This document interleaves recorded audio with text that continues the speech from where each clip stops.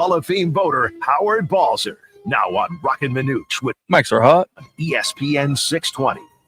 Howard joins us now, talk some football, as they saw a report today on the Cards Wire that the ticket sales for the Cardinals, according to the Business Journal, are doing quite well. More than 90%, the highest rate in more than a decade, while new season ticket sales have exceeded last year's sales by 50%. What do you attribute that to, Howard? What do you think? What are, people are pretty optimistic, huh? No, it's casitas. I think generally, obviously we all react so many times to the few that are on social media. And when I say few, comparatively to all the fans and all the people out there, it's not that big an audience, but we all know that it's very loud. And so, granted, there's always going to be a certain amount of that in any market, whether it's on social media, talk radio, whatever it might be. But a lot of fans don't deal with all that. And I think a lot of these fans have seen the improvement, seen the growth, seen the effort that the team is making to try to get better. And I don't think there's been, you wonder with what they've done in the last week plus, I don't know that that's fueled a lot of it because it hasn't been that much time since they signed Josh Sweat and made some other moves. But like I said, generally, I think, people, kind of have a belief in this program and saw the improvement last year, despite obviously the disappointing finish. So, we'll see if they can keep going on that. But the NFL is the NFL. I mean, people want to be associated with it. They want to be involved in it. And I think that's a big part of why we're seeing those numbers so far that of fans that are either re-upping or coming on board as new season ticket holders. So they believe that 4-game increase in victories was enough then to sell them. Is that what you're basically saying? I'm not, in a sense, yeah. They saw the improvement. I mean, there weren't too many teams in the NFL that improved by 4 games. Now, granted, there's not that many teams that were, won as few as they did the year before that, but that's still a nice jump. And so that was enough to tell fans that we see the progress. I think we see what this team is trying to accomplish. And so they say, okay, we're in, And so that doesn't mean they're signing up for season tickets for the next decade or anything like that. But I think, generally the fan base is positive about what this group with Monty Ossenfort at general manager and what, Jonathan Gannon, the head coach, have done in 2 seasons. So, like I said, there's still a lot to do. Obviously, there's still a lot to improve on, but, I think fans also make decisions. This is the NFL. There's, there's not that many games, and they want to be part of that, be part of that environment. And the other part, guys, like we can't overlook is that even with winning 8 games, 6 of those wins came at home.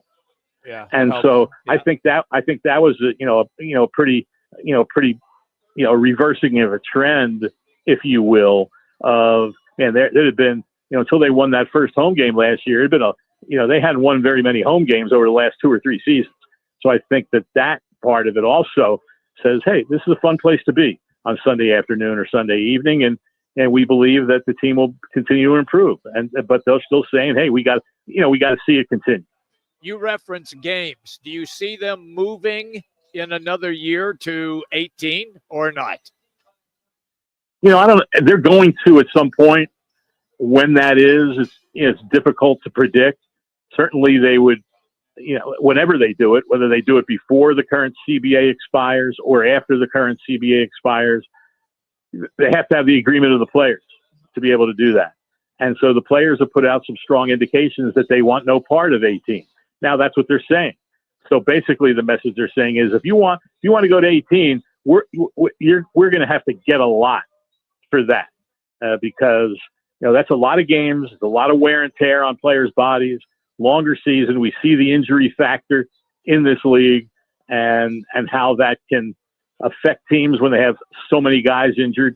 And if you happen to avoid them, which some teams do, you look at the teams that were there at the end of the season in the playoffs, look at Buffalo, look at Philadelphia, look at Kansas City, Washington. Those were teams that hardly had, they had 5 or 6 guys or less.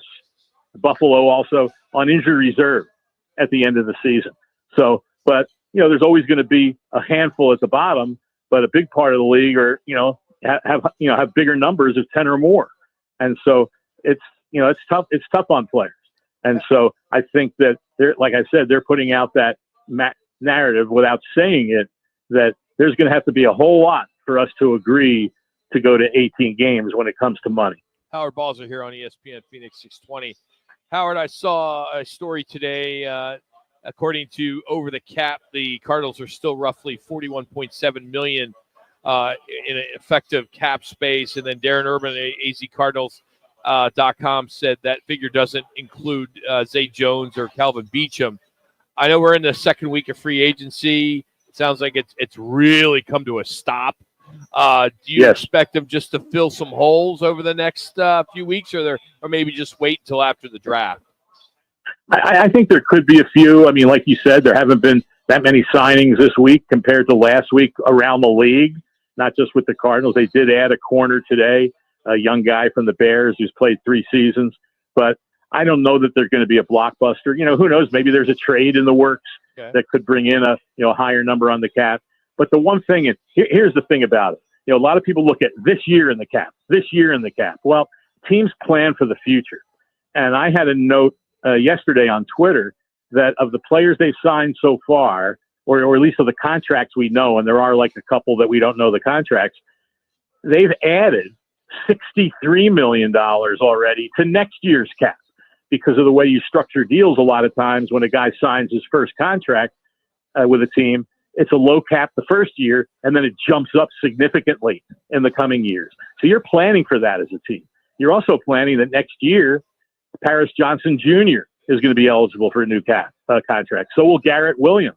If he has a real good year, then he will have completed 3 of his 4 years of contract years. And here's the other thing that everybody always forgets. Like when I say, you look at the number, what it is now, right? Well, in the off season, only the top 51 players on your signed players count against the cap. Top 51. That's it. After the roster reduction, now 53 count, plus guys on injured reserve, plus the practice squad.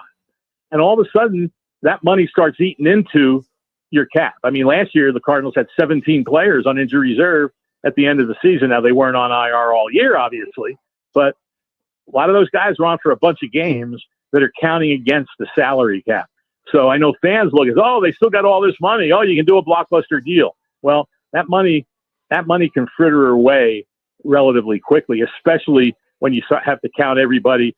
3 minutes. 3 minutes. Mention the practice squad. I mean, that can cost close to $5 million just of your practice squad guys with the 16 players that are on it, or 17 for the Cardinals because the international guy Bernard Saikovich.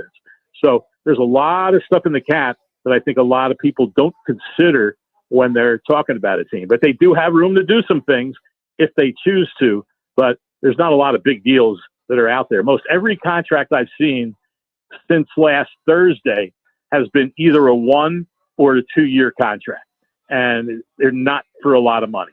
Howard Balzer is our guest on the Right Toyota guest line. So you're saying that Rock, you, and me are the only 3 people who could join the Cincinnati Bengals and try to help Joe Burrow. Is that what you're saying?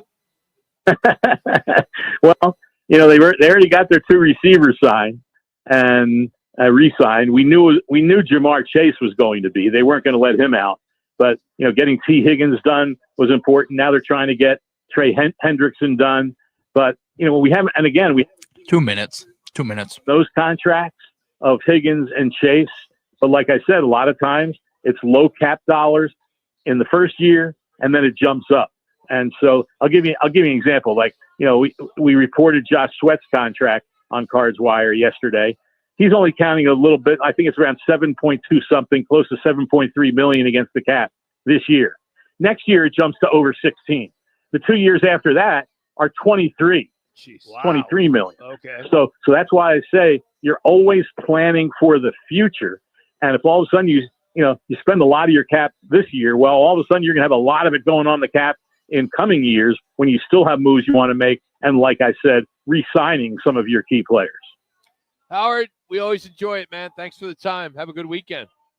You too, guys. Take care. Howard Balzer joining us. Of course, he is all in on the Arizona Cardinals, and you can always follow him on his X and Twitter page, HBalzer721, part of Sirius XM NFL Radio and the Cards Wire. Interesting little note about this new Arizona Cardinal that signed today. He was a teammate of Kyler Murray's in high school. Really? Jalen Jones. So he reunites with his high school teammate in Kyler Murray. So that's kind of cool. Yeah. Maybe keep him in line. You mean so he's not playing Call of Duty 24/7? You never know. Hey, when we come back, we'll Clear to get wrap. you caught up Clear to with wrap. all the games today. 2 big upsets. We'll tell you about those. See how your bracket's doing. Everybody that jumped in our Twin Peaks fan pick'em bracket, we thank you. We appreciate you being part of it as we're out here at the Camelback location. Been here all week, and a great place to watch games. Great specials, happy hour, everything going on here at Twin Peaks. Thanks to Bud Light and Neutral features at all 5 Valley locations. Twin Peaks eats, drinks, scenic views. We'll be back right here on ESPN 620.